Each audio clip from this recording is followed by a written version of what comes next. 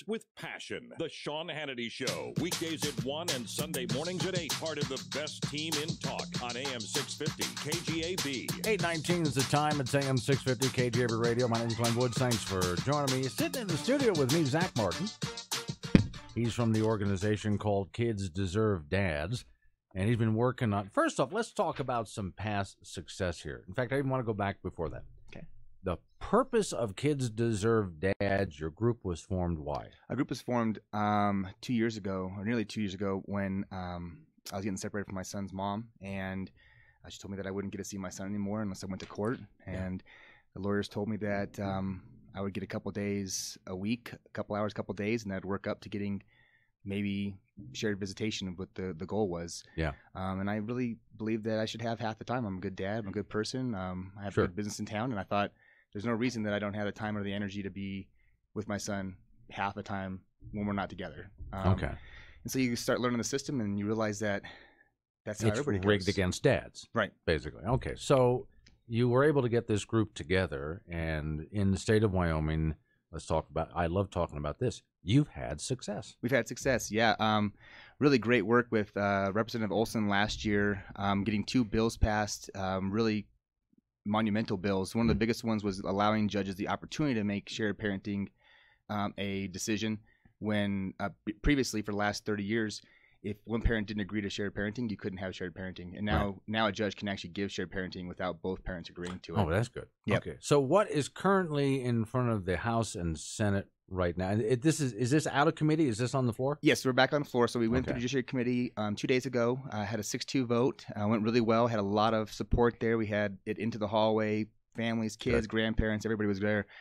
One of the we're going back to the floor of the House soon, and then hopefully getting through that and heading on to the Senate in the next couple weeks. What's for those people who like, and there are a lot of people who like to look this stuff up, what's the bill number? HB 114 is a shared parenting bill. So the difference from last year to this year, what we did last year, and the Supreme Court's already backed it up once, is that we allowed judges to actually give shared parenting without both parents consenting.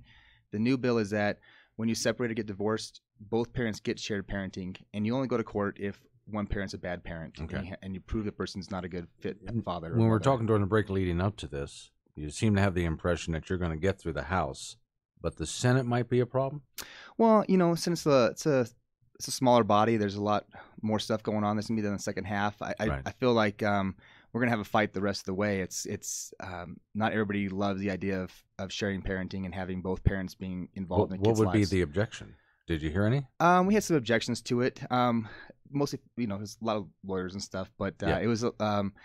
I sense no love for lawyers when you say that. Just kind of toss that out there.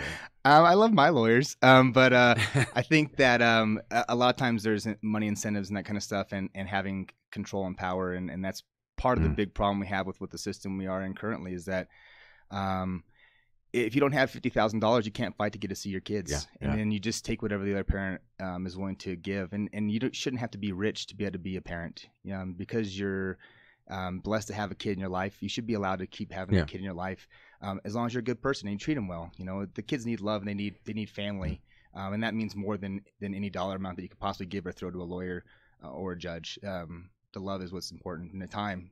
Kids only get so much time. They're 18 and they're gone, and that's fast. What is your strategy then for dealing with those people who might be in opposition? I mean, do you know who they are and what possibly needs to be said to them? I know who they are, and I've had some discussions with a couple of them. I think there's just fundamental differences. One of the main things that we have that's in our favor is that the research is heavily in favor of shared parenting. I mean, every doctor that's around the country that's doing this research, they're showing that both parents being in kids' lives give the kids the best opportunity to be successful, and that's what we're all about. We want to have our kids grow up to be the best they can be, and having a fight with a ex spouse or relationship, those things need to be put aside, and that the kids' best interest needs to be put into favor, and we need to be looking out for what our kids need to have, and they need to have both parents. They need to have relationships with grandparents and with nieces and nephews, and not just every other weekend, but a consistent opportunity to have that bond with both mother and father. Okay. Again, this is House Bill 114. 114. So for those people, and by the way, during the legislative session here in Wyoming, you should have your representatives on speed dial, or at least have their email or something like that. And it's easy to talk to these people in Wyoming. We're in a small state. You can talk to your representatives in person if you have a concern about that. Now, what if they want to talk? Someone wants to talk to you and get more information. The best place to find me and to find your representative, if you want to, is on Kids Deserve Dads WY at gmail.com, or Kids Deserve Dads on Facebook. If you type in Kids Deserve Dads, you'll see our logo. We have a few thousand followers, and we're really growing fast. And I think that there's a lot of movement in the right direction to helping out kids to have both parents. And if you hit me up on our Facebook page, I'll be happy to look up who your representative is and legislator and your senator is, and get you their information and let you know what the things are that we're really highlighting with our bill and how it makes a big difference for kids in Wyoming. This is Glenn, who's on the phone. Hi, this is Maureen. Yeah. I have a question. All right. Does this situation of not wanting to do dual parenting, is that true also with parents that are married, or is this just people who have had a child together? I guess let me clarify is that you're saying that with the shared parenting, does it have to do with just separations, or are divorced people having the same scenarios? Well, yeah, do divorced people who have been married, are they having the same problem fighting for both parents to have equal time? They are, and it's actually. I don't know if I say it's more devastating, because from my situation, it's been extremely devastating. Not being able to be actively involved in my son's life, and that's been a dream that I've had since I was a young man. But when you've been married and you've had kids and you've gone, and your kids might be 10 or 12 years old, and then you split up, the way that the system's set up now, the judges usually go with standard visitation orders, and one parent wins, one parent loses, and the kids lose every time because they don't get to have a relationship with the other family. And that is probably the vast majority of all cases that go through the judicial system and in standard visitation. Well, I want to tell you that I admire you. I admire you for the fight that you put up, and I especially admire you that you want to spend time with your child. That isn't always true of fathers, and I think maybe that's how this whole thing came about. There were so many fathers that really didn't care whether they saw their children or not. So thank you for being the person that you are. I really admire you. I appreciate that. Thank you very much. It's a great call. I appreciate that. Okay, now, and one question I had last time you and I spoke was, all right, so you've had some victories here, great victories here. It sounded like Trump when I do that. Great, I mean, monumental, it's right. Stupendous. Okay, but you still have to convince some of the judges now that this legislation has been passed, and even the Supreme Court has ruled with you. You still have to convince some judges that have been there for a long time to rule along with the legislation and the court rulings. How you doing there? We're not doing great on that. We've had this change so far to allow for judges to do shared visitation. Yeah.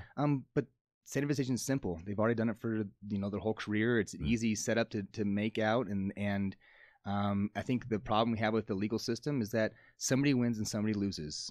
And that's always kind of the mentality, someone, you're guilty, you're not guilty. Well, civil court and in relationships and having kids, there's the kid always loses because they don't get to have both their parents. Right. And the parents are fighting, their parents are upset, and the kid's a prize. And kids shouldn't be prizes. Kids are really should be protected and helped to develop and not be treated as a possession and as something to fight over. So are you talking to the judges or trying to get new judges elected, or what's the strategy there? Well, that's been tough. I actually have, I don't know the judges personally. I have talked to a couple of them here in town recently, but I sent out a packet to all the judges. So I gave them a book by an author that was written out of Florida, and he's done a really brilliant job, Dr. Mark Roseman, with Preserving Family Ties, providing information on why it's beneficial to have both parents involved in kids' lives and how the system's really not done them a service and is hurting our society by these actions.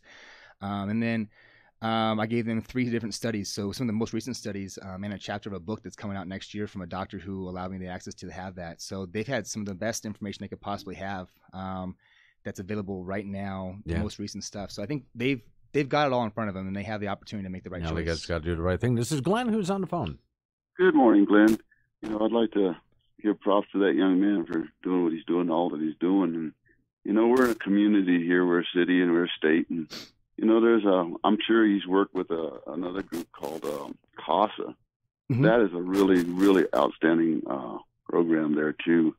And I'm hoping that maybe they can work together and make it even stronger for him to do this, because I've been doing this for a while myself, and they've helped. Like the fathers always have an uphill battle because, like he said earlier, you know, it always seems to go to the mother, and now it's turning around, believe it or not. Since we've had this organization come in, I just hope that he continues to do what he's doing and continues to climb up that hill and level the playing field, per se.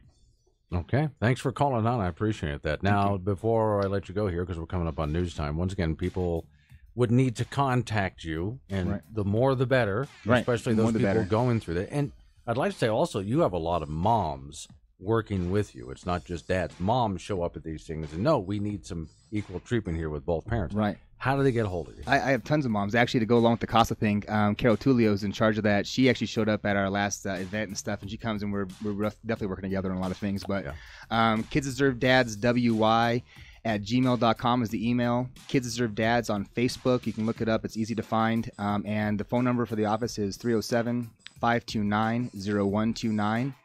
And if you get a hold of me there, you can definitely work on sending me texts. 8:30, Fox News.